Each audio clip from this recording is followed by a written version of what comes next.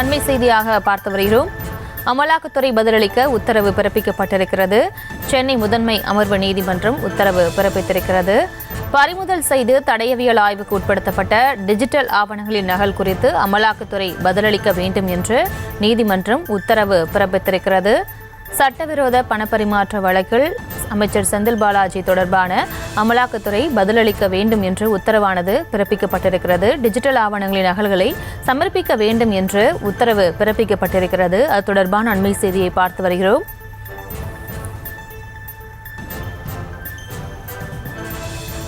அமைச்சர் செந்தில் பாலாஜி மனு தொடர்ந்தது தொடர்பாக அமலாக்கத்துறை பதிலளிக்க வேண்டும் என்ற உத்தரவு பிறப்பிக்கப்பட்டிருக்கிறது.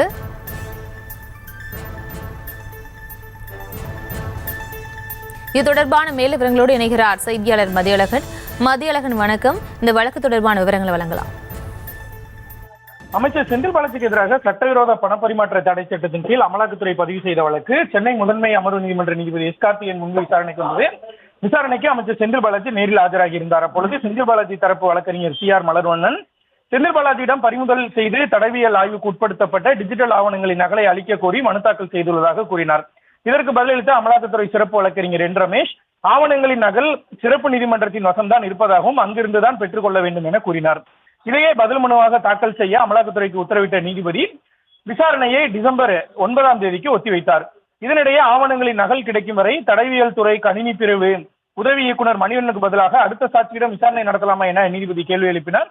இதற்கு பதிலளித்த அமலாக்கத்துறை சிறப்பு வழக்கறிஞர் என் ரமேஷ் இது தொடர்பாக அடுத்த விசாரணையின் பொழுது தனது கருத்தினை தெரிவிப்பதாக தெரிவித்தார்.